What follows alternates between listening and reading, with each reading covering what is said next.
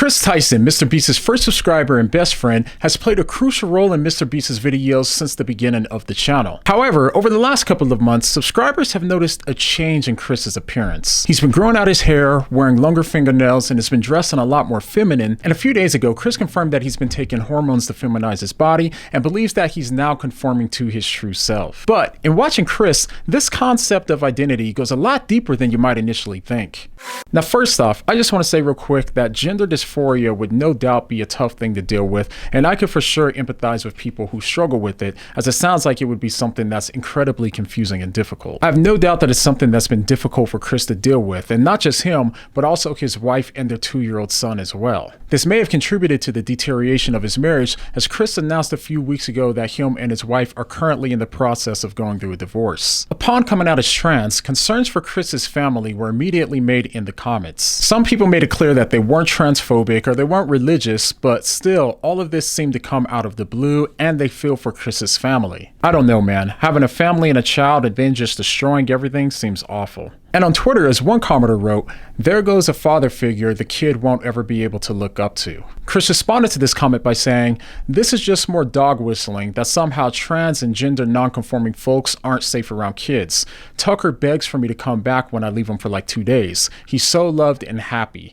Kids aren't born with hate. It's taught by people like you. And my child will only know love." But things get more interesting when we see what fellow Mr. Beast employee and friend, Carl, wrote in response to another negative comment. "I'm watching the whole friend group living happy lives, being them to the truest extent, and counting up their money. But keep battling on Twitter." Now, when Carl implies that Chris is being himself to the truest extent now, this also implies that you're not your true or full you unless you express on the outside how you feel on the inside. Now, this is interesting because Chris believes this now, of course, but he hasn't always had this view. In fact, just a few years ago, Chris and Mr. Beast both came under heavy criticism for mocking the logic of transgender ideology in a video called "I Sexually Identify as an Attack Helicopter." Bro, what are you doing? Bro? Did you just assume my gender? I'm sorry, I didn't mean to misgender you. You're such a heliphobe. Get out! I sexually identify as an attack helicopter. Ever since I was a boy, I dreamed of soaring over the oil fields, dropping hot, sticky loads on disgusting foreigners. People say to me that a person being a helicopter is impossible. I'm having a plastic surgeon install rotary blades, 30mm cannons, and AMG 114 Hellfire missiles on my body. From now on, I want you guys to call me Apache and respect my right to kill from above and kill needlessly. If you can't accept me, you're a heliphobe and need to check your vehicle privilege. It's time to live my dream. Hey girl, you want some attack helicopter? Be free, my brother. Every day, countless vehicles are born into human bodies. I've never told anyone this, but I was actually born a tank.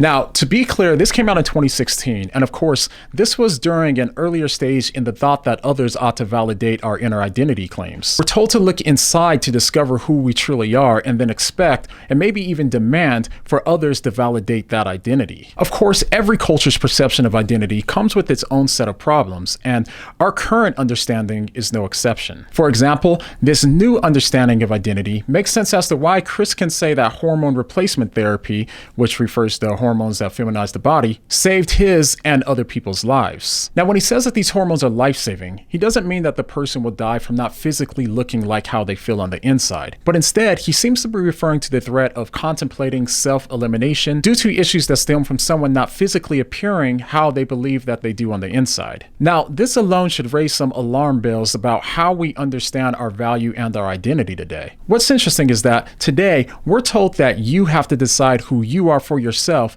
and not to let anyone else tell you any different. And this is why Chris said on Twitter, "Carl, thanks for being an inspiration to me and so many other people to be happy and comfortable being yourself." But only today do we think that we're truly being ourselves when we change our appearance to match how we feel on the inside. This hasn't been true for any other generation in the past, and to make matters worse, it's society that makes us think that our identities are tied to our sexual expression. In the past, our identities were tied to our family or social occupation, or even our capacity for violence during warrior times. Today, since the idea that we can look inside to know ourselves is an idea that comes from our current society, then in this way, we're still relying on our society to tell us us who we are, and we're no more free to determine who we are for ourselves than we were in the past. If our identity truly came from us and us alone, then it wouldn't even matter how we physically appeared in public or on social media. But in reality, we're still seeking validation from others and letting them affirm or deny who we are, which is why we get so triggered when others don't validate our personal expressions of identity. Now, the fact that Chris acknowledges that not having gender-affirming surgery can lead a person to a loss of desire to live